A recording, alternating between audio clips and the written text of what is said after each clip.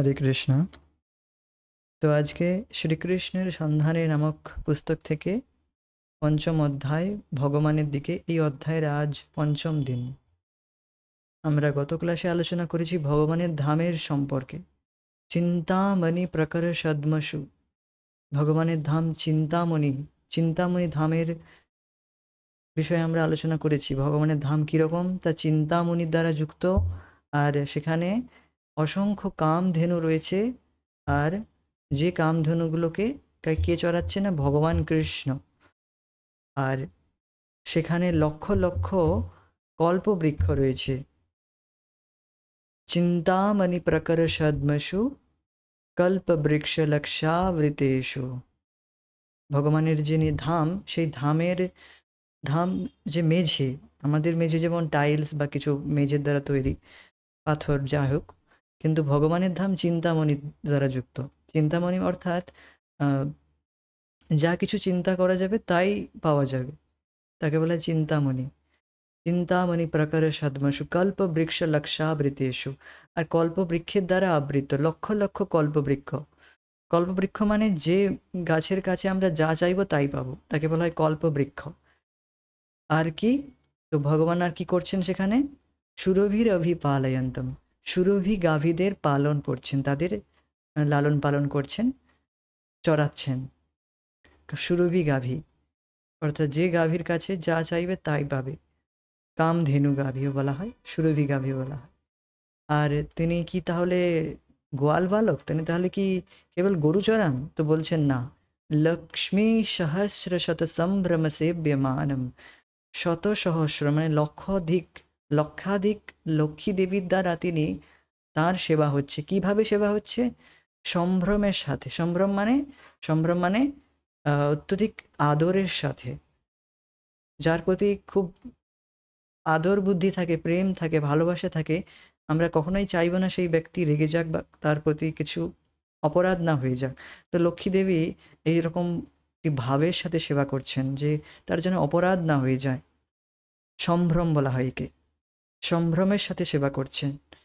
তো সেই গোবিন্দম আদি পুরুষম তমহম ভজামি, সেই গোবিন্দকে আমি ভজনা করি। তো ভগবানের ধামের সম্পর্কে এখানে বলা হচ্ছে যে ভগবানের ধাম কীরকম। তো আমরা আগের দিন আলোচনা করেছি যে ভগবানের ধামের সম্বন্ধে, ভগবান সম্বন্ধে যখন আমরা শুনবই না, তো আমাদের সেই ধামে যাওয়ার ইচ্ছে বা কেন হবে, বা ভগবানের প্রতি ইন্টারেস্ট কিভাবে জাগবে? তো এই সমস্ত বিষয়ে জাগতিক চর্চায় কখনো আলোচনা করাই হয় না। সবাই এগুলোকে মনে করে একটি মাইথোলজি, কেবল একটি গল্প মনে করে, কিন্তু তা নয়, এটি বাস্তব। আর যখন আমরা শুনবো তখন সেটি আমাদের চোখের সামনে থাকবে। যেমন আমরা কোনো পরীক্ষায় পাস করতে চাই বা কোনো জব পেতে চাই, যে কোনো কিছু পেতে চাই, তো সেই বিষয়ে আমরা ভালোভাবে শ্রবণ করি যে এটি এর কী জব ডেসক্রিপশান রয়েছে, বিভিন্ন রকম আমরা শুনি, ভালো রকমভাবে শ্রবণ করি, সেই বিষয়ে শ্রবণ করি, জ্ঞান অর্জন করি। এই নয় কি আমরা পৌঁছে গেছি, সেটা পেয়ে গেছি এখন, কিন্তু সেখানেও আমরা খুব ভালো করে শ্রবণ করি। তো তেমনি আমরা যখন ভগবানের ধামের সম্পর্কে ভালো করে শ্রবণ করব না, তাহলে আমরা কি করে সেখানে যাওয়ার ইচ্ছে করব, বা ভগবানকে প্রাপ্ত করার ইচ্ছে করব, লাভ করার ইচ্ছে করব? তো এই জন্য আমাদের খুব ভালো করে শ্রবণ করা উচিত। অ্যাটলিস্ট কিছুটা তো শ্রবণ করা উচিত, যার দ্বারা আমাদের কিছুটা ইচ্ছা তো জাগৃত হোক যে আমরা সেখানে এইরকম ধামে যেতে চাই যেখানে জন্ম, মৃত্যু, জরা, ব্যাধি কিছুই নেই, শুধু ভগবানের সাথে লীলা কীর্তন রয়েছে সেখানে। তো এইরকম ভগবানের ধামের কথা আমরা আলোচনা করেছি। তারপর আমরা আলোচনা করেছি যে যে বহুনাম জন্ম নামন্তে, যে যে জ্ঞানী পুরুষ, কিছু যে জ্ঞানী পুরুষ, সে এরকম অনেক অনেক জন্ম পার করার পরে এরকম সুযোগ পায়। অর্থাৎ এরকম বুঝতে পারে যে ভগবানই হচ্ছে সমস্ত কিছুর কারণ, তার সম্পর্কেই শ্রবণ করা উচিত, তার সম্পর্কে কীর্তন করা উচিত। তো সে এই উপলব্ধিতে আসে। কখন আসে? অনেক অনেক জন্ম ফেল করার পর, তারপরে তার এই অনুভূতি হয়। এবার আমাদের তো সেই অনুভূতি নেই, আমরা তো অত জন্ম হয়তো পেরিয়ে এসেছি, অনেক জন্মই, অনন্ত জন্ম, কিন্তু আমাদের সেই অনুভূতি নেই যে ভগবান হচ্ছে সমস্ত কিছুর কারণ, সমস্ত কিছুর থেকে তার থেকেই আসছে, এটা আমাদের অনুভূতি নেই, কিন্তু আমরা যদি কেবলমাত্র শ্রবণের দ্বারা এই মুহূর্তে গ্রহণ করি আর ভগবানকে আত্মসমর্পণ করি, ভগবানের কাছে আত্মসমর্পণ করার অর্থ কি? অর্থ হচ্ছে ভগবানকে নিজের পরম লক্ষ্য হিসেবে জানা। কেবল শ্রবণের দ্বারা আমরা যদি এটি পালন করতে থাকি, অর্থাৎ ভগবানের নাম জপ করা বা ভগবানের সম্বন্ধে শ্রবণ করা, সেবা করা, অন্যান্য সেবা সাধন করে ভগবানকে নিজের জীবনের লক্ষ্য হিসেবে যদি গ্রহণ করি, তখন আমরা এই মুহূর্তে সেই যে জ্ঞানী, যে লাস্ট অবধি এই সিদ্ধান্তে এলো যে বহুনাম জন্মনামতে জ্ঞানবান মাম প্রপদ্যতে বাসুদেব সর্বমিতি, বাসুদেব হচ্ছে সমস্ত কিছুর কারণ। তো আপনি হচ্ছেন সেই মহাত্মা। যদি আপনি এই মুহূর্ত থেকে, এখন থেকে এইটি বুঝতে পেরে যান যে হ্যাঁ, ভগবান সমস্ত কিছুর কারণ, সমস্ত কিছুর উৎস। তো এইভাবে বুঝতে পারার, কীভাবে বুঝবেন? আরও ভালো করে বুঝতে গেলে আমাদেরকে একটু আরও শ্রবণ করতে হবে, প্রভুপাদের গ্রন্থ শ্রবণ করতে হবে, ভগবদ্গীতা শ্রবণ করতে হবে। এইভাবে আমরা বুঝতে যদি পেরে যাই, আর এই মুহূর্তে যদি ভগবানকে নিজের সমস্ত কিছুর পরম লক্ষ্য হিসেবে মনে করি, তো এখান থেকেই আমরা শুরু করলাম। এখন থেকে আমরা শুরু করলাম সেই জ্ঞানীর পথ থেকে, যে জ্ঞানী অনেক অনেক জন্ম পার করে এসেছে। তো এইসব আলোচনা করেছি।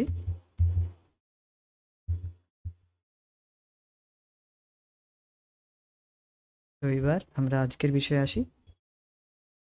তো এসব বুঝে জ্ঞানী এক্ষুনি আত্মনিবেদন করবে।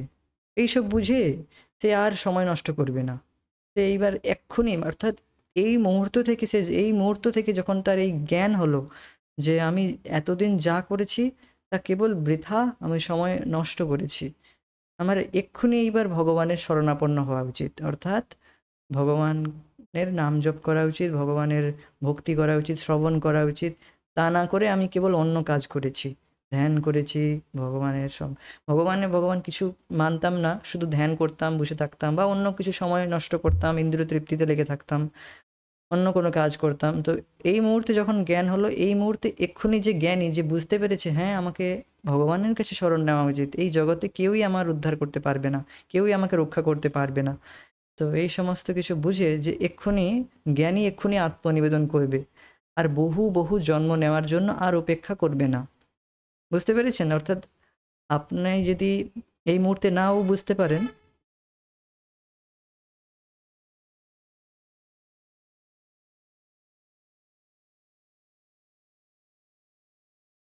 তো বলা হচ্ছে যে জ্ঞানী এক্ষুনি আত্মনিবেদন করবে আর বহু বহু জন্ম নেওয়ার অপেক্ষা করবে না। অর্থাৎ সে আর এই সমস্ত সময় অপচয় করবে না, এক্ষুনি ভগবানের কাছে আত্মনিবেদন করবে। তো আমরাও যদি এক্ষুনি ভগবানের কাছে আত্মনিবেদন করি, আত্মনিবেদন মানে ভগবানকে নিজের পরম লক্ষ্য বলে মনে করি, পরম সাধ্য, পরম যে গতি হিসেবে অর্থাৎ নিবেদন করি, নিজেকে আত্মনিবেদন করি, তাহলে আমরা এক্ষুনি সেই জ্ঞানীর পথ থেকে শুরু করলাম। সে বোঝে যে বদ্ধ জীবের প্রতি অসীম করুণাবশত পরমেশ্বর এসব তথ্য দান করছেন। মায়া মুগ্ধ জীবের নাহি শত কৃষ্ণ জ্ঞান, অতএব কৃষ্ণ কৈলা বেদ পুরাণ। মায়ামুগ্ধ জীবের অর্থাৎ যারা এই জগতেই মধ্যে রয়েছে, আর জগতে কিছু প্রাপ্তি করার জন্য কিছু একটা পোস্ট এই সমস্ত পিছনে রয়েছে, এগুলোকেই জীবনের পরম লক্ষ্য বলে মনে করছে, তো তারা মায়ামুগ্ধ জীব। মায়ামুগ্ধ জীবের নাহি শত কৃষ্ণ জ্ঞান, শত মানে নিজের থেকে কোনো কৃষ্ণ জ্ঞান নেই, ভগবান সম্পর্কে তার কোনো জ্ঞান থাকে না। এই জন্য কৃষ্ণ, অতএব কৃষ্ণ কৈলা বেদ পুরাণ, এই জন্য কৃষ্ণ বেদ পুরাণ বললেন। তো এই জন্য বলছেন জীবের প্রতি অসীম করুণাবশত তিনি এসব তথ্য দান করেছেন। আমরা সকলেই বদ্ধজীব অর্থাৎ আমরা কোনো কাজ করতে বাধ্য, যে কোনো কাজ করতে, ঘুমোতে অ্যান্ড খাওয়া, ঘুমানো, যে সমস্ত শারীরিক যে জরুরি রয়েছে, নিড রয়েছে, শারীরিক প্রয়োজনীয়তা রয়েছে, সেইগুলো করতে আমরা বাধ্য। তো এই জন্য আমরা বদ্ধ, আমরা যেহেতু বাধ্য, এই জন্য আমরা বদ্ধজীব। বদ্ধ মানে কন্ডিশন সোল, ইংলিশে বলা হয় এটিকে কন্ডিশন সোল, অর্থাৎ শর্তযুক্ত, কিছু কিছু যে শর্ত দ্বারা আমরা বাধ্য হই সেই কাজটা করতে। তো এই জন্য আমরা হচ্ছি বদ্ধজীব। আমরা বদ্ধ কন্ডিশন রয়েছি ভগবানের থেকে বিপরীত কাজ করতে, ভগবানের কথা না শ্রবণ করতে, ভগবানের বিষয়ে কিছু কোনো ইন্টারেস্ট বিন্দুমাত্র থাকে না। এটা বদ্ধজীবের স্বভাব। সে নিজের মনমানি করতে চায়, অর্থাৎ যা মনে আসছে তাই করতে চায়। এটি হচ্ছে বদ্ধজীবের স্বভাব। তো আমাদের এটি অভিজ্ঞতা রয়েছে, আমরাও একসময় এরকম করেছি। নিজের মনে যা আসছে তাই করছি, কিন্তু দেখছি যে এর থেকে সুখ পাচ্ছি না। তো তবু সেই কাজে লেগে রয়েছি।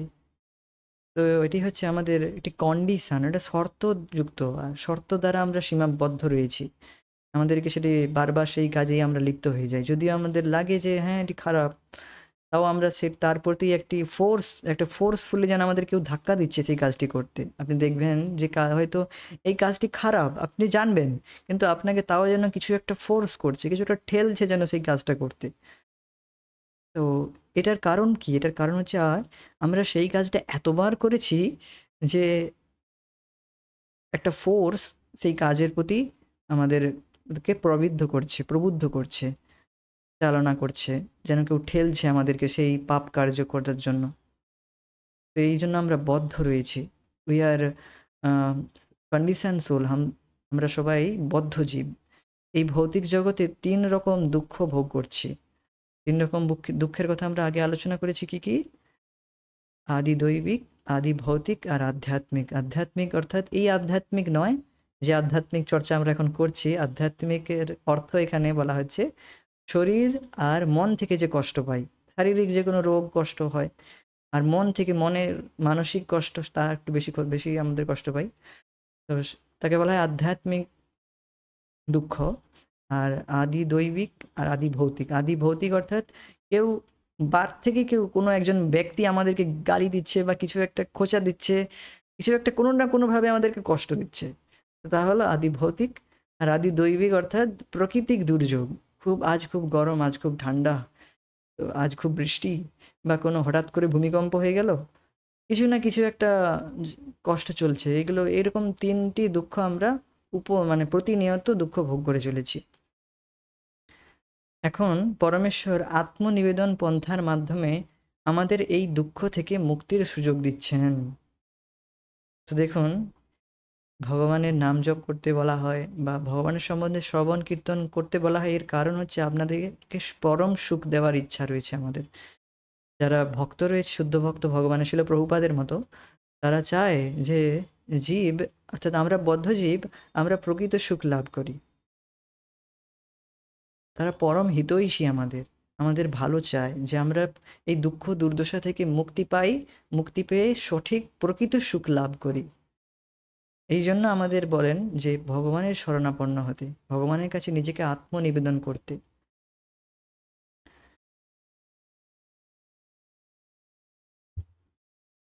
তো দেখুন, এখানে একটি রিপ্রেজেন্টেটিভ ফটো রাখা হয়েছে যে জ্ঞানী এইরকম অনেক অনেক জন্ম পের করে করে করে তারপর ভগবানের কাছে এলো। আর এই মুহূর্তে যে বুঝে গেল যে ভগবানের কাছে শরণ নেওয়া খুব ভালো, সে এক্ষুনি ভগবানের শরণাপন্ন হলো আর এক্ষুনি ভগবানের দিকে এগিয়ে গেল। তো এখন চয়েস হচ্ছে আপনার যে এইরকম অনেক জন্ম পের করবেন, না এক্ষুনি ভগবানের কাছে শরণাপন্ন হবেন। এই মুহূর্তে একজন জিজ্ঞেস করতে পারে যে যদি পরম পুরুষই অন্তিম লক্ষ্য হয় আর তার কাছেই যদি আত্মনিবেদন করতে হয়, তাহলে এত বিভিন্ন উপাসনার পন্থা কেন? পরবর্তী শ্লোকে এই প্রশ্নের উত্তর দেওয়া হয়েছে। আচ্ছা, তাহলে বোঝা গেল যে ঠিক আছে, ভগবানের কাছে আত্মনিবেদন করাই যদি অন্তিম লক্ষ্য হয় মানুষের, মানুষের অন্তিম লক্ষ্য হয়, তাহলে এত পন্থা কেন, এত উপাসনার পন্থা কেন, এত দেবী দুর্গার পূজা, এই সব পূজা, এই পূজা, সেই পূজা, লক্ষ্মী পূজা, গণেশ পূজা, ছট পূজা, এই হ্যান ত্যান এত পূজা কেন? এত উপাসনার পন্থা কেন? তো পরবর্তী শ্লোকে এই প্রশ্নের উত্তর দেওয়া হয়েছে, দেখুন। कामैस्तैस्तैर्हितज्ञाना प्रपद्यन्ते अन्यदेवता त्वन्तं नियमास्थाय प्रकृत्या नियता स्वया। कामैस्तैस्तैर्हितज्ञाना प्रपद्यन्ते अन्यदेवता त्वन्तं नियमास्थाय प्रकृत्या नियता स्वया कामे स्थिरहृतज्ञाना प्रपद्यन्ते अन्यदेवता तं तं नियमास्थाय प्रकृत्या नियता स्वया। বলছেন কেন? কামে হৃতজ্ঞানা, জড় জাগতিক ভোগ বাসনার জন্য এদের মন বিকৃত হয়ে গিয়েছে। যাদের মন জড় জাগতিক বাসনার জন্য, জড় জাগতিক ভোগ বাসনার জন্য, স্ত্রী পুত্র সন্তান বা গাড়ি বাড়ি ঘোড়া এইসব আরও চাকরি বা যা কিছু জড় জাগতিক বাসনা রয়েছে, যা কিছু খুঁটিনাটি যাই কিছু হোক, এই সমস্ত বাসনার জন্য এত তাদের ইচ্ছা, এত আতুরতা, আর এই সমস্ত অত্যধিক ইচ্ছার জন্য তাদের মন বিকৃত হয়ে গিয়েছে। অত্যধিক বাসনা তো রয়েছে। বাসনা অর্থাৎ দেখুন, বাসনা একটি সংস্কৃত শব্দ। এই অর্থ হচ্ছে সেন্ট। বাসনা অর্থাৎ সেন্ট। যেমন একটি একটি গ্লাসে যদি আপনি কেরোসিন তেল ঢালেন, বারবার ধোয়ার পরেও সেই কেরোসিন তেলের গন্ধ থাকে, হ্যাঁ কি না? থাকে। তো তেমনি অনাদিকাল ধরে, অনাদি মানে ইনফাইনাইট, মানে গোনা যাবে না, হাতে গোনা যাবে না, এইরকম অনেকবার আমরা এই একই ইচ্ছা করেছি। কি কি ইচ্ছা? আহার, নিদ্রা, আর আত্মরক্ষা, আর মৈথুন। তো এই চারটি কাজ কি করে ভালো করে হবে, এর জন্য আমরা অনাদিকাল ধরে ভালো করে খুব মানে ইচ্ছা করেছি। কখনো শরীরের রং একটু কালো হলো তো ইচ্ছা করলাম যে আমি ফর্সা দেখতে চাই, ফর্সা হতে চাই। তো আচ্ছা ঠিক আছে, নেক্সট নেক্সট লাইফ। এই জন্মে তো হবে না, এই জন্মে তো আর প্লাস্টিক সার্জারি করে করা যাবে না, সম্ভব নয়। তো নেক্সট লাইফ, তো দেখা গেল আপনি নেক্সট লাইফ একদম সাদা চামড়া চাইনিজ, চায়নাতে আপনাকে জন্ম দেওয়া হলো।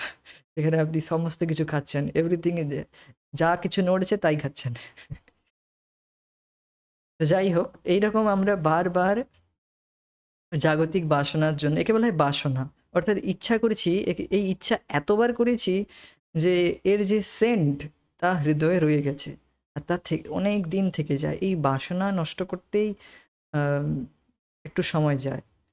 এই বাসনা অর্থাৎ সেন্ট এই থেকে যায়, বারবার ধোয়ার পরেও। যেমন গ্লাসের উদাহরণ দিলাম, কেরোসিন তেলের উদাহরণ দিলাম, যে সেই তার মধ্যে একটা সেন্ট থেকেই যায়। আপনি অনেক কিছু করলেন, হ্যান ত্যান করলেন, হঠ যোগ করলেন, জ্ঞান যোগ করলেন, ধ্যান যোগ করলেন, অর্থাৎ শীর্ষাসন লাগিয়ে ধ্যান করছেন, বা হিমালয়ে গিয়ে হাত উপর করে দাঁড়িয়ে রয়েছেন, হাজার হাজার বছর ধরে এরকম তপস্বী রয়েছে, অনেকে তপস্যা করেছে, বা জলের নিচে ৬০,০০০ বছর তপস্যা করেছে, এইরকম অনেক ঋষিমুনি রয়েছেন। তাদেরও যে ধ্যান ভঙ্গ হয়ে গেছে। কিভাবে? এই কাম বাসনার জন্য অনেক হাজার হাজার বছর ধরে তপস্যা করে যাচ্ছে, কিন্তু হঠাৎ করে কোনো স্ত্রীর, কোনো মহিলার পায়ের নুপুরের ছনছন শব্দ পেল তো তাদের ধ্যান ভঙ্গ হয়ে গেল, তাদের কাম বাসনা জাগরিত হয়ে গেল। তো এটাকে বলা হয় বাসনা, এগুলো সেন্ট। আর এই বাসনাকে অঙ্কুরে নিমূলে নষ্ট করে একমাত্র হরিনাম জপের দ্বারা, অর্থাৎ একমাত্র ভক্তিযোগের দ্বারাই এই বাসনাকে নষ্ট করা সম্ভব। এই বাসনার জন্যই মন বিকৃত। মন কখনো এই ইচ্ছা করছে, সেই ইচ্ছা করছে, এটি চাই, ওটি চাই, হ্যাঁ? তো এই বাসনার জন্য, এই সেন্টের জন্য আপনি দেখবেন যে যতবার আপনি গ্লাসটা ধোবেন তো যাচ্ছেই না, সেন্ট রয়েই রয়েছে। আরেকটু উদাহরণ দিতে পারতাম, উদাহরণ দিলাম না। তো তা হচ্ছে মদের বোতল। তো আমার অভিজ্ঞতা নেই, আমি শুনেছি জাস্ট হরিকথা, গুরুমুখে শ্রবণ করেছি যে এইভাবে গন্ধ থেকেই যায়, অর্থাৎ যতইবারই ধোয়া হোক সেই বোতলটাকে, সেই বোতলের সেন্ট থেকেই যায়। তো অর্থাৎ সেই রকম আমাদের হৃদয়ে সেই বাসনারূপী যে ইচ্ছা রয়েই গেছে, এই ইচ্ছার জন্য বারবার মন বিকৃত। তো তারা দেবতার কাছে আত্মনিবেদন করে। প্রপদ্যন্তে অন্য দেবতা, তারা যায় অন্য দেবতার কাছে। যেখানে ভগবানই সমস্ত কিছু সাপ্লাইয়ার, সমস্ত কিছু দিচ্ছেন, তার কাছে না গিয়ে তারা দেবতাদের, অন্য দেবতার কাছে যায়। দেখুন এখানে দেবতাদের ভৎসনা করা হচ্ছে না, দেবতাদের নিন্দা করা হচ্ছে না, নিন্দা করা হচ্ছে সেই সমস্ত মূর্খ ব্যক্তিরা যাদের মন এইভাবে কাম বাসনার দ্বারা বিকৃত হয়ে রয়েছে। আর যদিও বিকৃত রয়েছে, তারা দেবতাদের কাছে যাচ্ছে। তাদের মন এতটাই, তারা এতটাই ভ্রমিত রয়েছে, এতটাই পাগল হয়ে গিয়েছে, মন বিকৃত হয়ে গিয়েছে। এই জন্য তারা দেবতাদের কাছে আত্মনিবেদন করে। তম তম নিয়ম আস্থায় প্রকৃত্যা নিয়তা সোয়া।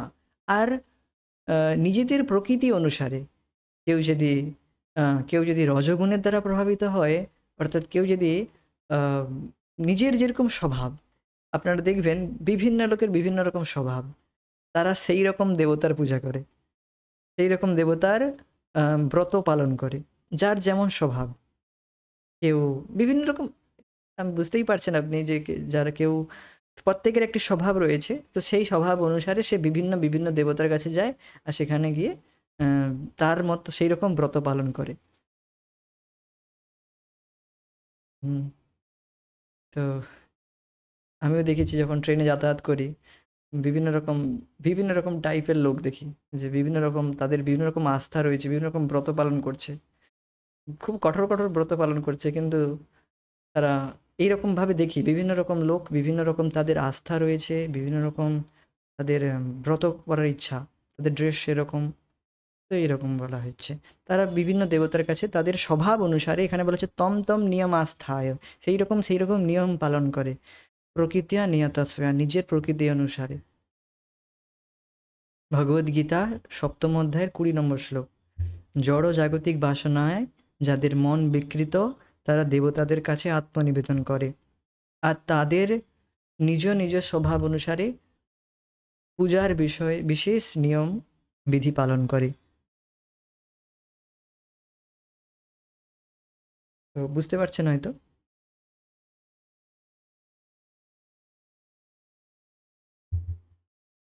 দেখুন এখানে একটি রিপ্রেজেন্টেটিভ ফটো রাখা হয়েছে, যে ভোগ বাসনার জন্য কেবল আহার নিদ্রা ভয় মৈথুন এইসবে লেগে থাকার জন্য মন তাদের বিকৃত, এই জন্য তাদের বিভিন্ন বিভিন্ন দেবতার কাছে যাচ্ছে, শিব দুর্গা গণেশ বিভিন্ন রকম দেবতাদের কাছে যাচ্ছেন। জগতে বিভিন্ন প্রকারের লোক আছে এবং তারা জড় প্রকৃতির বিভিন্ন গুণের অধীনে কাজ করে। সাধারণভাবে বলা যায় অধিকাংশ লোকই মুক্তিকামী নয়। যদি তারা পারমার্থিক পন্থা গ্রহণও করে, তারা পারমার্থিক শক্তির সাহায্যে কিছু লাভের আশা করে। সাধারণত লোক পারমার্থিক পথ অবলম্বন করেই না, অর্থাৎ দেবতাদের কাছে যাচ্ছে এমনও খুবই কম। এখন তো খুব বেশিরভাগ মানুষ নাস্তিক হয়ে যাচ্ছে, কমিউনিস্ট, অর্থাৎ কমিউনিস্ট হয়ে যাচ্ছে সব, অর্থাৎ সবাই নাস্তিক হয়ে যাচ্ছে, যে ভগবান বলে কিছুই নেই, আর দেবতাও রয়েছে নাকি, আচ্ছা দেবতা আছে, তাদের এইটুকুও বিশ্বাস নেই দেবতা রয়েছে। তো এরকম কলিযুগের এতই প্রভাব দিন দিন দিন দিন বেড়ে যাচ্ছে যে মানুষের এইটুকুও বিশ্বাস নেই যে দেবতা রয়েছে বলে। হ্যাঁ, কে দেখতিছে এইসব করছি বলে, কে দেখছে? কেউ দেখছে না। নিজে খাও ঘুমাও, যা ইচ্ছা করো ব্যাস। হুম। তো তার মধ্যেও যারা আধ্যাত্মিক কিছু পারমার্থিক পন্থা গ্রহণ করে, তারা পারমার্থিক শক্তির সাহায্যে কিছু লাভের আশা করে, অর্থাৎ কিছু জাগতিক লাভের আশা করে, যা কিনা কিছুদিন থাকবে, তারপর তাদের থেকে কেড়ে নেওয়া হবে। তো দেখুন ভারতে এবার একটা উদাহরণ দেওয়া হচ্ছে, দেখুন ভারতে এটা এমন কিছু অস্বাভাবিক নয় যে একজন লোকের পক্ষে একজন স্বামীজির কাছে গিয়ে বলা, স্বামীজি আমাকে কিছু ওষুধ দিতে পারেন, আমি এই রোগে ভুগছি। সেভাবে যেহেতু ডাক্তার খরচ অত্যধিক ব্যয়সাধ্য, বরং সে একজন স্বামীর কাছে যেতে পারে যে অলৌকিক কাজ করতে পারে। স্বামী মানে তথাকথিত সাধু, তথাকথিত সাধু। তো সে সেই সমস্ত সাধু ভণ্ড সাধুর কাছে যায় আর বলে যে এই রোগ আমি এই রোগে অমুক রোগে ভুগছি, এই রোগের ওষুধ দিয়ে দিন আর সারিয়ে দিন। সে কিছু তথাকথিত সেই তথাকথিত সাধুর কাছে গিয়ে এইভাবে বলে, অর্থাৎ কিছু জাগতিক কামনা বাসনার ইচ্ছা করে। আমার এই হচ্ছে, এটি হচ্ছে না, এই পূরণ হচ্ছে না, সেই পূরণ হচ্ছে না, এইভাবে আমরা অনেকে যায়। তো দেখুন এখানে একটি সাধুর কাছে গিয়ে সে বিভিন্ন রকম ওষুধপত্র চাইছে। ভারতবর্ষেও এমন স্বামী আছে যারা লোকের বাড়ি গিয়ে বলে, তুমি যদি আমাকে 1 ভরি সোনা দাও তাহলে আমি তা 100 ভরি সোনায় পরিণত করে দেব। লোকে ভাবে আমার 5 ভরি সোনা আছে, তাকে দিই এবং আমি 500 ভরি সোনা পাবো। এভাবে স্বামী গ্রামের সব সোনা সংগ্রহ করে এবং সংগ্রহ করার পর সে অদৃশ্য হয়। তো দেখতে পাচ্ছেন এখানে কিভাবে খুব হেসে হেসে গরিব মানুষের কাছ থেকে বা বোকা মানুষের কাছ থেকে সোনা আহরণ করছে, তারপর সব সোনা আহরণ করে একদম চম্পট দিল, অর্থাৎ অদৃশ্য হয়ে গেল।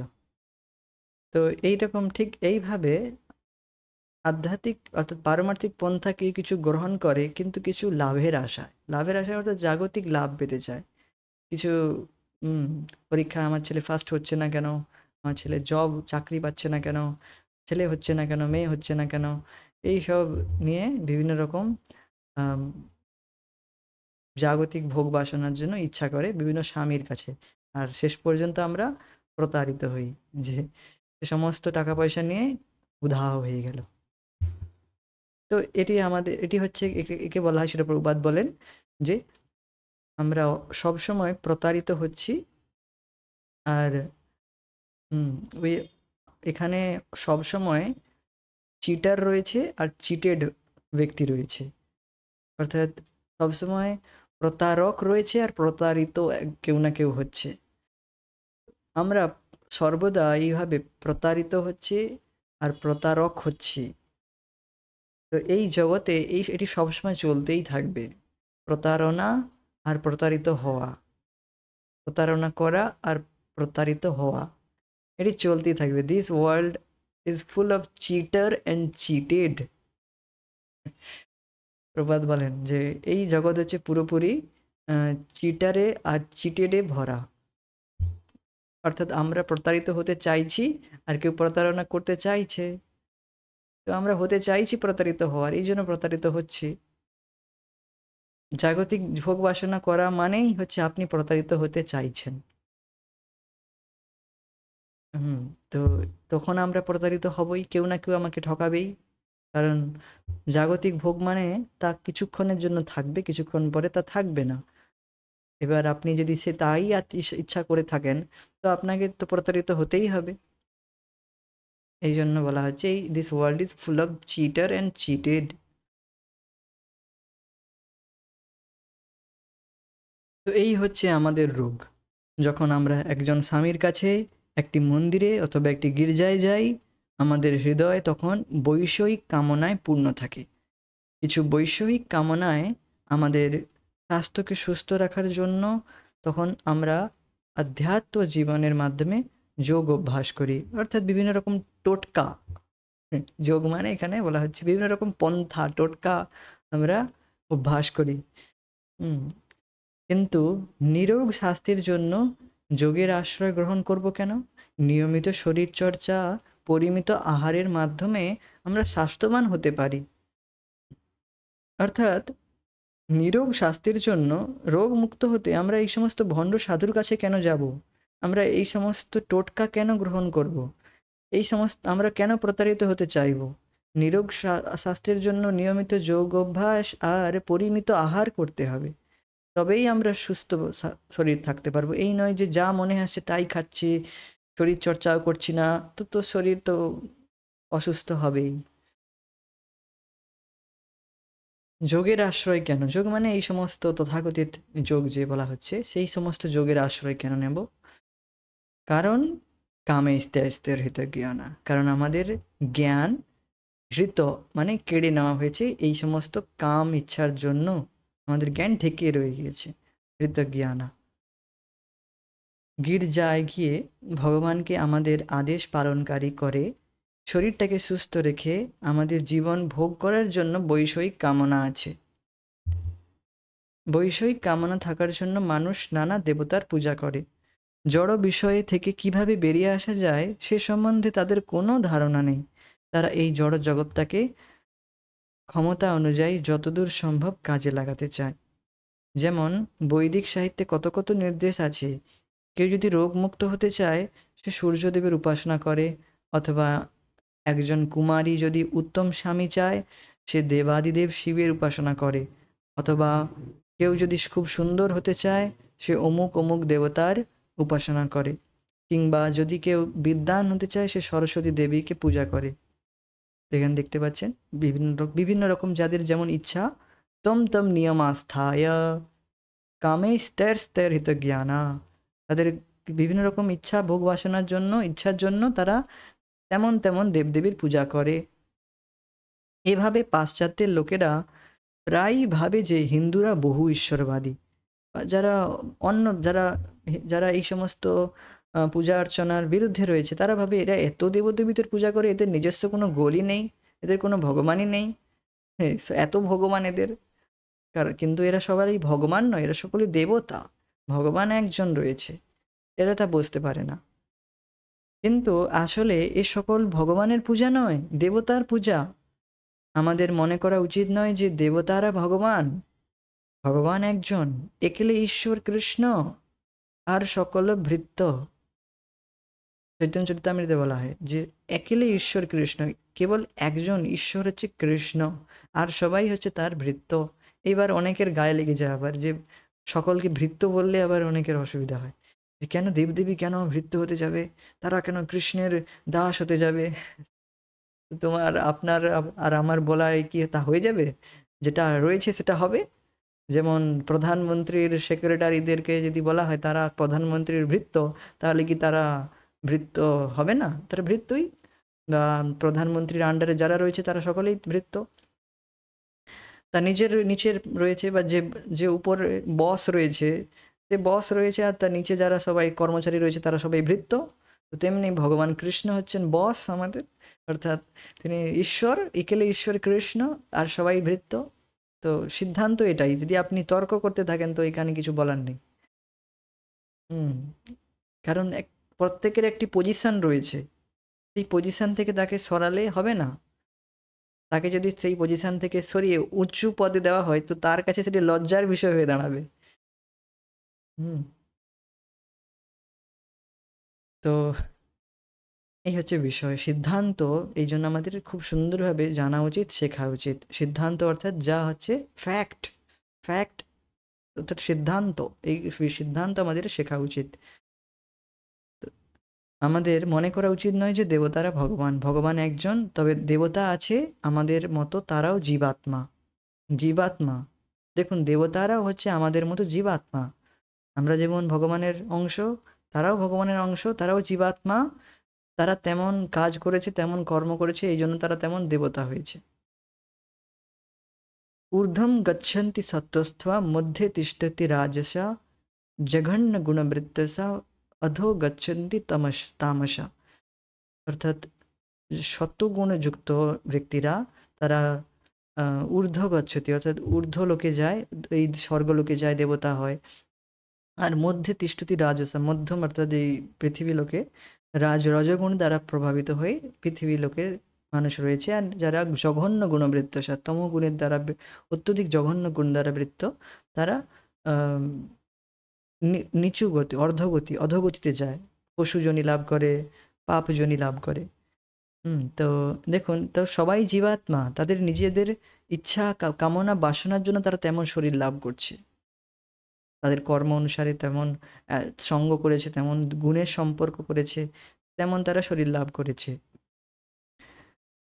তবে পার্থক্য এই যে তাদের অনেক বেশি পরিমাণ ক্ষমতা আছে। এই পৃথিবীতে একজন রাজা, রাষ্ট্রপতি বা সর্বাধিপতি থাকতে পারে।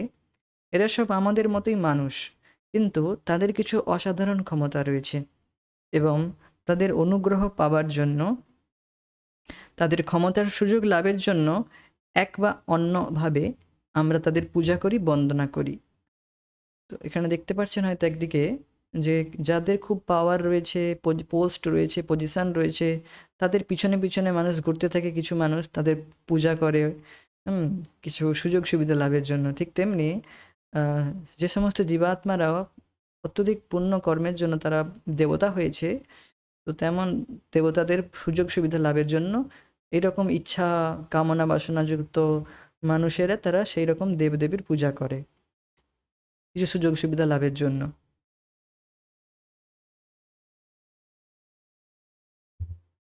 কিন্তু ভগবদ্গীতায় দেবতা পূজার নিন্দা করা হয়েছে, দেবতা পূজার নিন্দা করা হয়েছে, দেবতাদের নিন্দা করা হয়নি। বারবার এটা ভুলভাবে একটি আমরা গ্রহণ করি, আরে এই দেবতাদের পূজা করা, এটা তো খুবই গর্হিত, তো দেবতাদের আমরা প্রণামই করব না, দেবতাদের দেখলেই আমরা মুখ ঘুরিয়ে নেব, তা নয়, তা অপরাধ হবে। দেবতাদের খুবই সম্মানজনক, তারা ভগবানের ভক্ত একরকম। তারা একটা লেভেলের ভক্ত, একটা এক স্তরের ভক্ত। তো তাদেরকে অবশ্যই সম্মান এবং প্রণাম, দণ্ডবোধ প্রণাম নিবেদন করতে হবে। যখনই দর্শন হোক মন্দিরের, যে কোনো দেবতাদের মন্দিরের সামনে থেকে যাচ্ছি, তো আমাদের সেই মন্দিরে প্রবেশ যদি নাও করতে পারি, কোনো কাজ থাকলে আমরা অ্যাটলিস্ট প্রণাম করতে পারি, প্রণাম করে সেখান থেকে যেতে পারি। তো শ্রীমান চৈতন্য মহাপ্রভু এরকম দেবতাদের মন্দিরের পাশ থেকে গেলেই তিনি সেখানে প্রণাম করতেন, স্বয়ং ভগবান তিনি যদিও। তো এইভাবে দেখবেন একটি সম্মান সবসময় আমাদের প্রত্যেকে প্রদর্শন করা উচিত, তা দেবতা হোক, তা যে কোনো জীবাত্মা হোক। তো এই শ্লোকে স্পষ্টভাবে বর্ণনা করা হয়েছে যে বিষয়ী ব্যক্তিরা কাম অর্থাৎ কাম চরিতার্থের জন্য দেবতার পূজা করে। তো বুঝতে পারছেন যে কেন বিভিন্ন পন্থা রয়েছে, কারণ প্রত্যেকের হৃদয়ের অবস্থা বিভিন্ন রকম রয়েছে, প্রত্যেকের ইচ্ছা বিভিন্ন রয়েছে, এই জন্য তাদের সেই ইচ্ছার দ্বারা তারা প্রভাবিত হয়ে বিভিন্ন বিভিন্ন দেবতার পূজা করে। যেমন আমার মনে আছে একটি বিষয়ে, আমি একজনকে বলেছিলাম যে আপনি অমুক দেবতার পূজা করছেন কেন, আপনি তো ডাইরেক্ট ভগবান কৃষ্ণের পূজা করতে পারেন। তো তার শ্রদ্ধা ঠিক জাগলো না। আমি দেখলাম, একে একবার বোঝালাম, তাও বুঝতে পারছে না। ঠিক আছে, একে নিজের মতো কাজ করতে দাও। তো সেই ব্যক্তি একদম তার অটল শ্রদ্ধা রয়েছে যে আমি অমুক দেবতার, এই পার্টিকুলার দেবতার পূজা করব, তবেই আমার লাভ হবে। সে বুঝতে পারছে না যে ভগবান সমস্ত কিছুর কারণ, ঈশ্বর পরমকৃষ্ণ সচ্চিদানন্দ বিগ্রহ অনাদির আদির গোবিন্দ সর্বকারণ কারণকম। বুঝতে পারছে না যে পরম ঈশ্বর ভগবান হচ্ছেন Shri Krishna, Krishna is the supreme personality of the godhead. এটি জানার প্রথম দিন থেকেই ব্যক্তি on the path of liberation, ব্যক্তি প্রথম দিন থেকেই মুক্তির পথে রয়েছে। ভগবদ্গীতায় এটি প্রপাত দ্বারা বা ইন্ট্রোডাকশানে বলেন যে যে ব্যক্তি প্রথম দিন থেকেই ভগবান কৃষ্ণকে ভগবান রূপে জানতে পারছে, বুঝতে পারছে, সেই ব্যক্তি সেই দিন থেকেই মুক্তির পথে রয়েছে, মুক্ত সে। তো এই হচ্ছে বিষয়, এটি খুবই একটি গুরুত্বপূর্ণ যে বিষয়, যে এরকম আপনি দেখবেন অনেককে বোঝাতে চাইবেন কিন্তু সে বুঝতেই চাইবে না, কারণ তার সেই রকম ইচ্ছা রয়েছে, বাসনা রয়েছে। কামে ইস্তে আস্তে ঋত জ্ঞানা প্রপদ্যন্তে অন্য দেবতা। তো এইখানে আজকে আমরা হরিকথা স্থগিত রাখবো, পরবর্তী আলোচনা পরবর্তী ক্লাসগুলোতে করব। हरे कृष्ण।